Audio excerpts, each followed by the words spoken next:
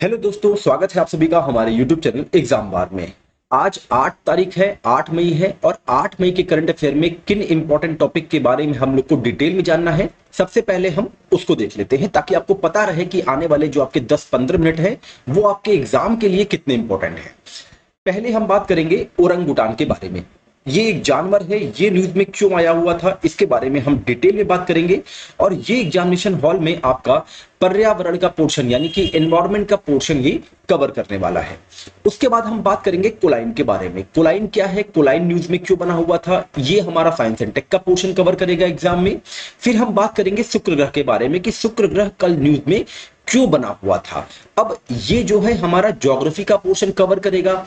इसके साथ ही साथ हम लोग ये भी बात करेंगे कि ग्रहों से संबंधित कितने इंपॉर्टेंट फैक्ट हैं जो कि एग्जाम में पूछे भी गए हैं और या फिर नहीं भी पूछे गए हैं, तो उसके बारे में हम लोग डिटेल में जानेंगे। और अंत में हम बात करेंगे काला सागर, जो कि लगातार जो है न्यूज में बना होता है। तो काला सागर आपने अच्छे से पढ़ा होगा, लेकिन यहां पे हम लोग जो है फिर से उसका रिवीजन करेंगे और ये भी आपका वर्ल्ड ज्योग्राफी का पोर्शन कवर करेगा। तो सेशन बहुत इंपॉर्टेंट है। आने वाले 10-15 मिनट अगर आप यहां पे देते हैं तो बहुत अच्छे तरीके से रिवीजन होगा। और शुरुआत करेंगे हम वन लाइनर इंपॉर्टेंट फैक्ट के साथ।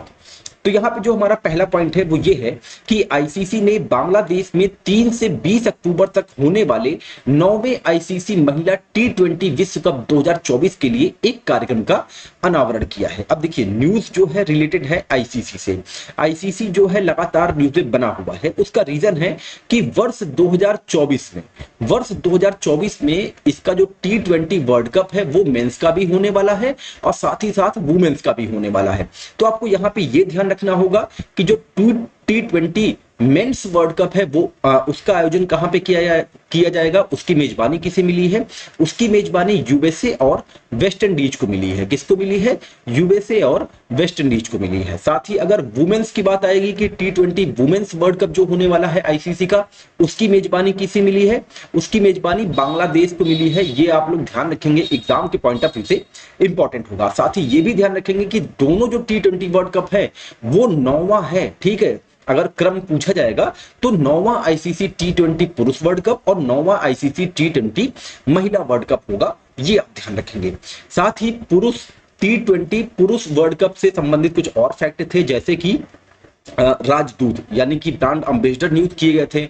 उसमें सबसे पहले नाम आता है क्रिस गेल का। किसका नाम आता है? क्रिस गेल का। पुरुष टी20 वर्ल्ड कप के लिए राजदूत के रूप में इनको नियुक्त किया गया है।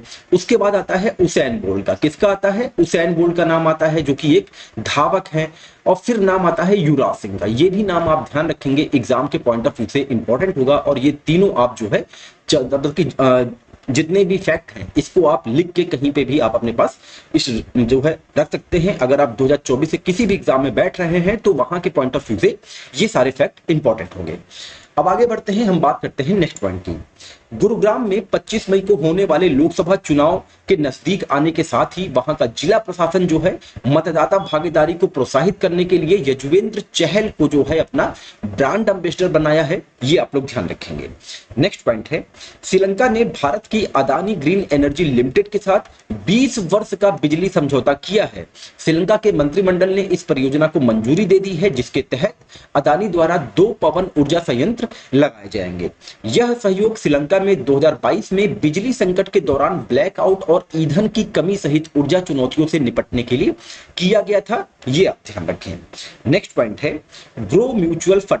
ग्रो म्यूचुअल फंड ने हाल ही में भारत का पहला, शब्दों पे ध्यान रखिएगा, भारत का पहला Nifty non cyclic consumer index fund पेश किया है। तो भारत का पहला Nifty non cyclic consumer index fund किसने पेश किया है? ग्रो म्यूचुअल फंड ने पेश किया है। ये आप ध्यान रखेंगे। इस म्यूचुअल फंड का लक्ष्य निफ्टी गैर चक्रीय उपभोक्ता सूचकांक से प्रतिभूतियों में निवेश करके दीर्घकालिक पूंजी वृद्धि करना है, जिसमें आर्थिक अस्थिरता से कम प्रभावित 30 कंपनियां शामिल हैं। अब आगे बात करते हैं नेक्स्ट पॉइंट की। पेंशन विभाग द्वारा सरकारी सेवानिवृत्त लोगों के लिए पेंशन भुगतान और स्वीकृतियों पर नजर रखने के लिए भविष्य नामक एक ऑनलाइन पोर्टल लॉन्च किया गया। तो अगर एग्जाम में आता है कि भविष्य नामक ऑनलाइन पोर्टल ये जो है किस विभाग से रिलेटेड है, तो आपको ध्यान रखना होगा कि ये पेंशन विभाग से रिलेटेड है और ये पेंशन धारकों के लिए है, ये आप ध्यान रखेंगे। यह पोर्टल भारतीय state bank, bank of Baroda, Punjab national bank, Canara bank सहित 5 बैंकों की पेंशन प्रसंस्करण और भुगतान सेवाओं के लिए एकीकृत है, इसको भी आप ध्यान रखें। अब आगे बढ़ते हैं, हम बात करते हैं डिटेल में कि हमारे लिए ओरंगुटान ये न्यूज में क्यों था और कैसे इंपॉर्टेंट होगा। तो देखिए, न्यूज सिंपल सी थी। न्यूज ये थी कि वैज्ञानिकों ने हाल ही में इंडोनेशिया के एक वन्यजीव अभ्यारण्य में एक जंगली नर ओरंगुटान को चेहरे के घाव पर औषधि पौधे की चबाई हुई पत्तियों को बार बार रगड़ते हुए देखा है। यानी कि आप ये थोड़ा सा इमेजिनेशन करिए कि ये जो जानवर है, इसके चेहरे पे कहीं पे घाव लग गया था, ठीक है। इस घाव को ठीक करने के लिए ये कोई औषधि पौधा लेता है, उसको पहले चबाता है और फिर उस पौधे को अपने चेहरे पे जो है बार बार रगड़ता है, ठीक है। यह किसी जंगली जानवर द्वारा घाव का इलाज करने के लिए पौधे का उपयोग करने का पहला ज्ञात अवलोकन है। इसीलिए ओरंगुटान जो है हमारे एग्जाम के लिए बहुत इंपॉर्टेंट हो गया है। और ये इस बात का भी सबूत देता है कि औषधि प्रयोजनों के लिए पौधों का उपयोग करने में मनुष्य अकेले नहीं है, ओरंगुटान भी कर रहा है। यानी कि कोई जानवर भी औषधि पौधों का प्रयोग कैसे करना है वो उसको अच्छे से पता है। बता दें कि अपने विशिष्ट लाल फर के लिए, जो ये इसके बाल है ना, ये लाल रंग के होते हैं, अपने विशिष्ट लाल फर के लिए जाने जाने वाले ओरंगुटान सबसे बड़े आर्बरियल स्तनधारी हैं। ये आपको ध्यान रखने हो, जो है आपको ध्यान रखना होगा कि आर्बरियल मतलब पेड़ों पर रहने वाले जानवर। तो जो पेड़ों पर रहने वाला जो सबसे बड़ा स्तनधारी है वो कौन सा है? ओरंगुटान है। अब इसके बारे में कुछ और फैक्ट है, ये हम देख लेते हैं। ये इंडोनेशिया के सुमात्रा द्वीप और बोर्नियो द्वीप के मलेशियाई और इंडोनेशियाई दोनों हिस्सों में रहता है।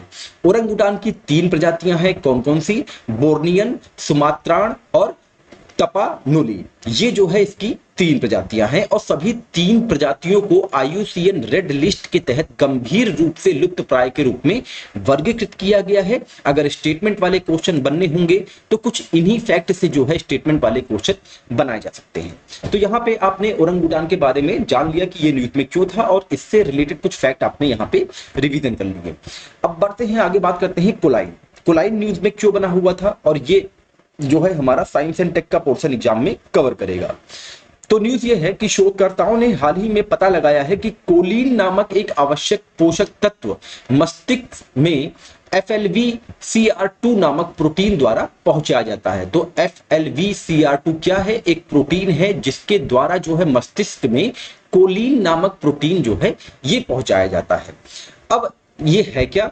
यह एक आवश्यक पोषक तत्व है जो सेलुलर विकास और चयापचय यानी कि मेटाबॉलिज्म सहित विभिन्न शारीरिक कार्यों का समर्थन करता है। शरीर अपने आप ही लीवर में थोड़ी मात्रा में कोलिन का उत्पादन कर सकता है, ये आप ध्यान रखेंगे। अगर स्टेटमेंट वाला क्वेश्चन आएगा तो यहां से जनरेट हो सकता है। कोलिन के सबसे समृद्ध आहार जो स्रोत हैं वो है मांस, मछली, डेयरी और अंडे हैं। साथ ही कई फलों, सब्जियों और साबुत अनाज में भी कोलिन पाया जाता है, इतना आप ध्यान रखे रहिएगा। अब आगे बढ़ते हैं, बात करते हैं शुक्र ग्रह के बारे में कि ये न्यूज में क्यों बना हुआ था और ये हमारा ज्योग्राफी का पोर्शन कवर करेगा और साथ ही ग्रहों से संबंधित जितने भी फैक्ट हैं उनका भी हम यहाँ पे रिवीजन करेंगे। तो सेशन ये बहुत इंपॉर्टेंट है। तो न्यूज ये है कि अमेरिकी वैज्ञानिकों की एक टीम ने कंप्यूटर सिमुलेशन के माध्यम से दिखाया है कि शुक्र पर पानी की अनुपस्थिति ग्रह के वायुमंडल में हाइड्रोजन रसायन के कारण है। ये एक जो है आर्टिकल आया हुआ था।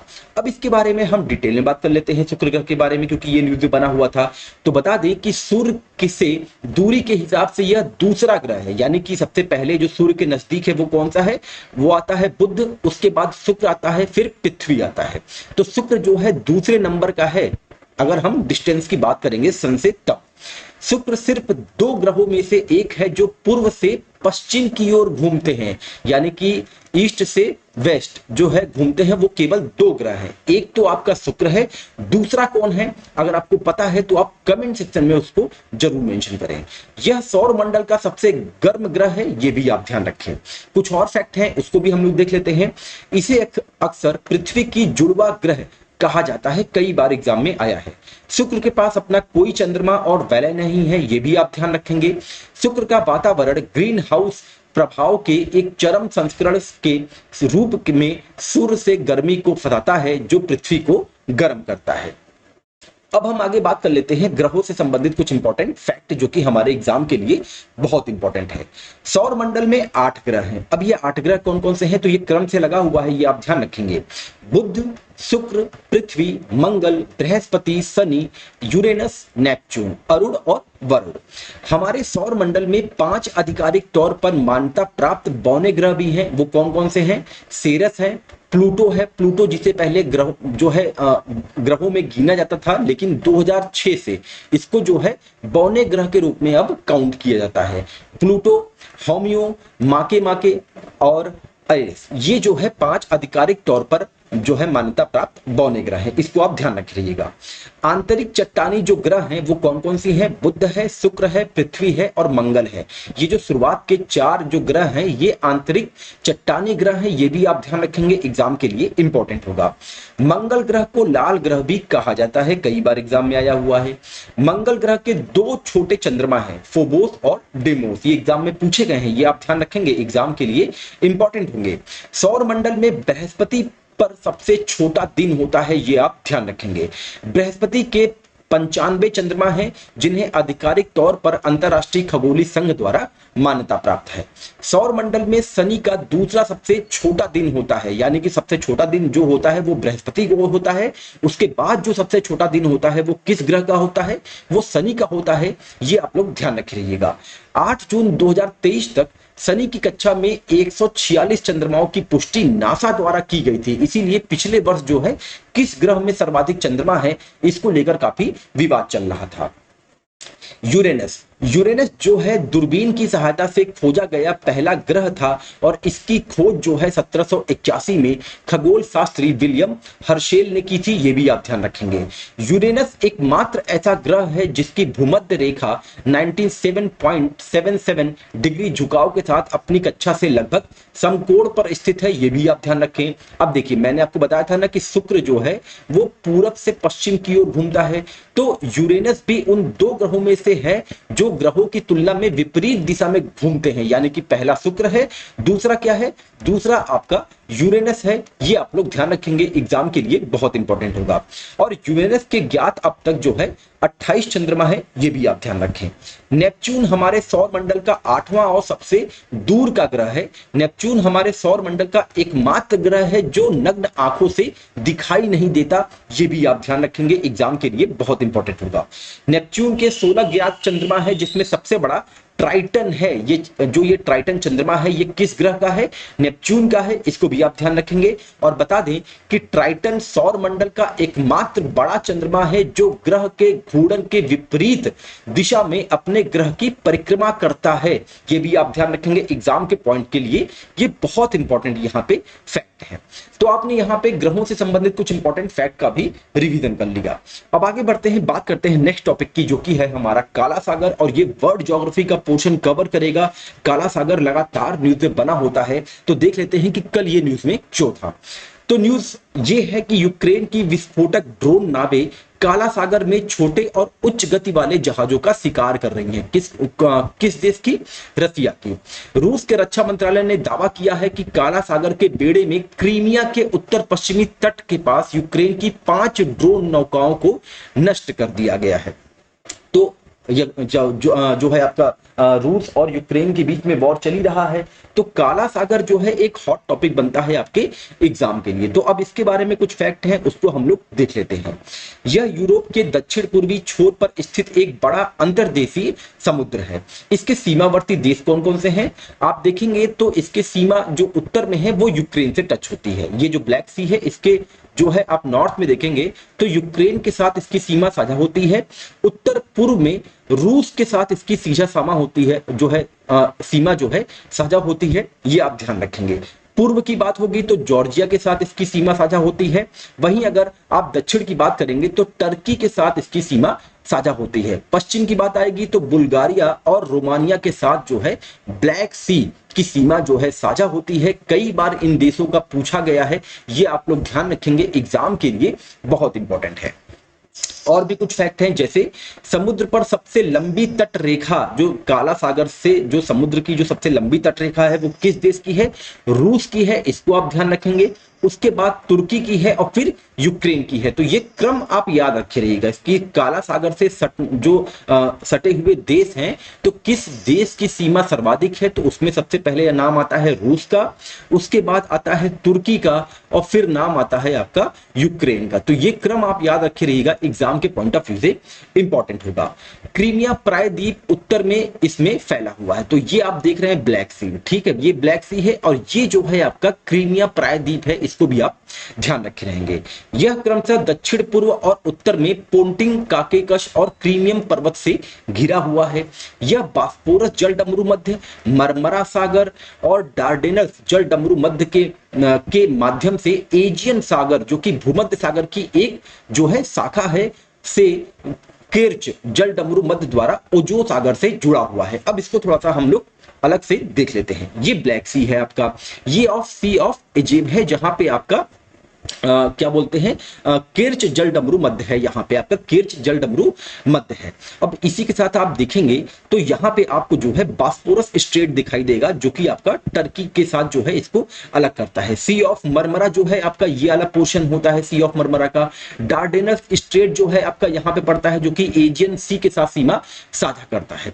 तो ये कुछ इंपॉर्टेंट फैक्ट थे जो कि काला सागर से इंपॉर्टेंट होंगे हमारे एग्जाम के लिए, जिसको आपने यहाँ पे अभी आप रिवीजन किए हैं। साथ ही बता दें कि यहाँ पे डेन्यूब रिवर का आपने नाम सुना होगा, जो कि काला सागर में इसका मुहाना स्थित है, ये आप लोग ध्यान रखे रहें।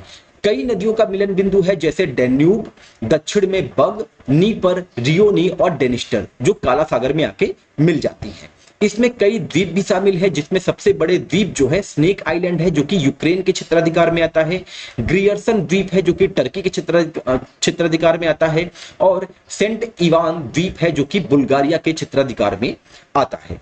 काला सागर मोरोमिटिक्स बेसिन वाला सबसे बड़ा जल निकाय है, जिसका अर्थ है समुद्र की निचली और ऊपरी परतों के बीच पानी की आवाजाही दुनिया में कहीं भी पाए जाने वाली एक दुर्लभ घटना है। इसको भी आप लोग ध्यान रखे रहेंगे। तो यहाँ पे आपने काला सागर का अच्छे से रिवीजन कर लिया और ये भी देख लिया कि काला सागर से सटे हुए कौन कौन